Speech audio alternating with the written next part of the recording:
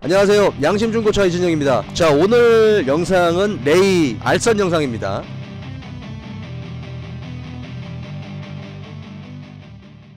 이번에 제가 레이를 알선을 했어요. 2014년식입니다 레이고 가솔린 모델이고 12만 킬로를 탄 무사고 차량이죠. 얘는 조수석 아펜다하고 서포트만 단순 교환됐어요. 네, 서포트가 교환됐는데 본네트는 살아있는 약간 그런 이제 이색적인 그런 차량입니다. 이 차는 이제 고객님이 제 유튜브를 보시고 전화 주셨는데, 직업의 특성상 외진 곳에 좀 한 2년 정도 그렇게 근무를 하셔야 되는 그런 부분이어서 그 부분에서 잔고장 없이 타실 만한 그런 차를 원하셨어요. 그래서 상담 끝에 제가 레이를 소개시켜 드렸고, 그 부분에서 이제 고객님과 전체적으로 이야기가 좀 잘 됐습니다. 자, 이 차를 설명드릴게요. 이 차는 단순 교환이 들어가 있는 차기는 하지만 제가 이 차 이외에 대략 6대 정도를 같이 보면서 확인을 했는데, 가장 중요한 외관이 흰색이고 앞뒤 타이어 모두 다 트레드가 70에서 80% 정도 남아있는 그런 차입니다. 그래서 타이어나 이런 건 교환하실 필요가 없겠죠. 근무지가 워낙 외진 곳이다 보니까 자동차 정비를 받기가 굉장히 까다로운 그런 곳인 것 같아요. 그래서 되도록이면 좀 잔고장이 좀 많이 없을 법한 그런 차를 원하셨습니다. 이게 이제 출퇴근용으로 차용을 하시는 그 부분인데, 가장 단순하면서도 고객님의 가격 조건에 맞출 수 있는 부분, 또 다시 근무처가 옮겨졌을 때 다시 되팔기가 훨씬 수월한 그런 중고차를 골랐을 때 이제 이 레이가 가장 적합했었죠. 사실은 이제 12만 킬로고 단순 교환이 있다 보니까 고객님 부부께서도 약간 좀 처음에는 갸우뚱하셨는데, 제가 보여드렸던 뭐 완전 무사고 차량도 있고 다른 색깔의 차량도 있고 더 키로수가 짧은 차량도 있었거든요. 네, 그 중에서도 가장 컨디션이 좋았습니다. 이 레이 같은 경우는 제가 고객님께 추천을 드렸던 이유도 가격 방어가 굉장히 잘 되는 차예요. 경차 중에서 가장 그 쓰임새가 많은, 활용도가 많은 게 바로 이 레이입니다. 개인적으로 저도 이 레이를 처음에 썩 좋아하는 편은 아니었는데, 보다 보고 타다 보고 고속도로를 운전해 보다 보니 활용도가 너무 좋았다라는 부분에서 강력하게 추천을 드릴 수가 있었죠. 그리고 뭐 이 레이라는 차 자체가 이 하나의 어떤 박스카 형태잖아요. 그러다 보니까 이제 이런 공간적인 부분, 이런 부분들이 굉장히 좀 넓고, 무엇보다도 뭐 앞에 1열 시트도 그렇지만 레이를 안 타보신 분들도 굉장히 많으신 것 같아요. 천장고가 엄청나게 높아요. 그리고 이 레그룸이 어마어마합니다. 이게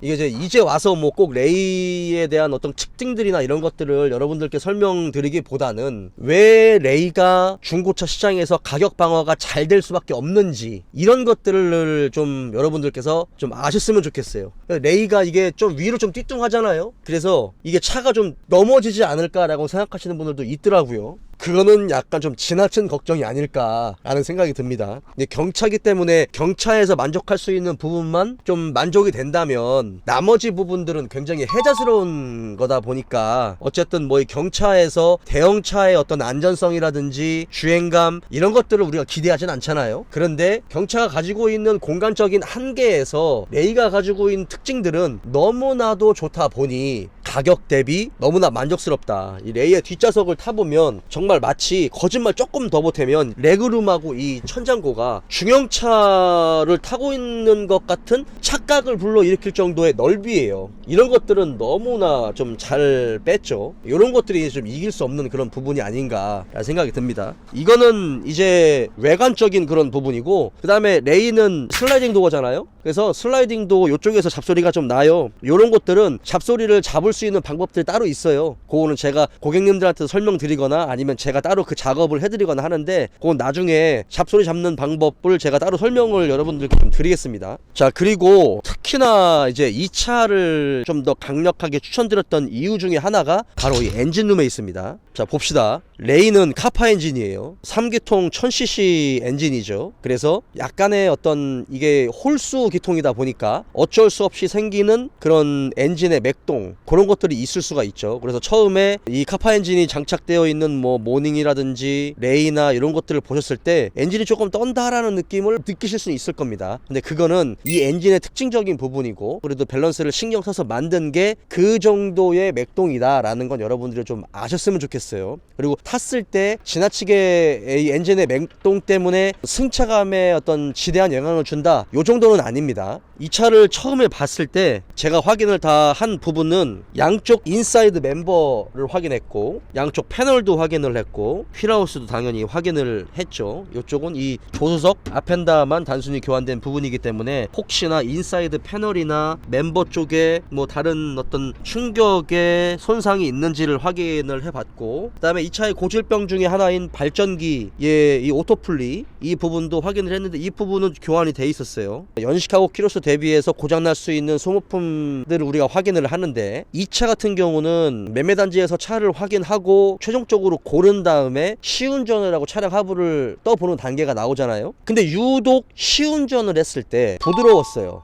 이게 14년식에 12만 킬로인데 엔진이 좀 많이 부드럽네 라는 느낌을 받았습니다. 근데 그거는 제가 바로 말씀을 드리진 않았어요. 지금까지 엔진 상태는 참 괜찮네요 라고 했지, 엔진이 왜 부드러운지는 제가 말씀드리진 않았죠. 떠보지 않았기 때문에. 그리고 나서 충분히 시운전을 하고 카센터에 가서 제가 직접 떠서 확인을 했습니다. 이 차는 엔진이 한번 수리가 됐거나 엔진 교환을 하신 차예요. 왜 엔진이 교환이 됐는지, 왜 엔진이 수리가 됐는지는 중요하지 않아요. 그거는 저처럼 자동차의 환자 같은 분들이나 연구하는 부분이지, 일반 소비자분들은 굳이 그것까지 알 필요는 없습니다. 제가 왜 이 차가 엔진이 수리가 됐다라고 판단할 수 있는 이유는 바로 실링이에요. 실링이 바뀌었습니다. 쇼트 엔진도 약간 좀 깨끗했어요. 이 차의 고질적인 부분이 헤드 가스켓 요 뒤쪽에서의 누유가 생길 수도 있고, 타이밍 체인이다 보니까 프론트 카바 쪽에서 누유가 생길 수가 있고, 오일팬 쪽도 그럴 수 있고, 크랭크 샤프트 리데나 쪽도 그렇고, 이 차의 고질적인 부분이 그 미션과 연결되어 있는 드라이브 샤프트 있죠? 등속 조인트 리테이너에서 오일 누유도 있을 수가 있는데, 그런 것들은 이제 환경에 따라서 좀 다를 수 있는 부분들이 있잖아요. 이 차는 누유가 전혀 없었어요. 12만 킬로인데 누유가 없다. 이거는 이 전 차주가 정말 운전을 조심스럽게 했거나 오일 관리를 잘했거나 아니면 지금처럼 뭔가 수리가 됐거나, 그렇죠? 보링을 했는지 아니면 엔진 수리가 된 엔진을, 쇼트 엔진을 교환했는지는 알 수가 없으나 어쨌든 교환이 됐다라는 걸 70% 이상 약간 좀 확신을 할 수 있는 부분이죠. 그래서 지금 이 차는 12만 킬로가 아닌 것 같아요. 엔진이 어떤 교환이나 수리가 된 부분들은 대략 한 1년 남짓지 않을까라는 생각이 들었고, 상부 엔진 오일팬과 하부 엔진 오일팬, 프론트 카바 쪽의 실링이 달랐습니다. 작업이 잘 됐을지는 모르겠지만 시운전했을 때 느낌은 너무나 부드러웠어요. 근데 이제 이게 요런 건 있습니다. 만약 엔진 보링을 했거나 만약에 엔진 수리를 했거나, 예를 들어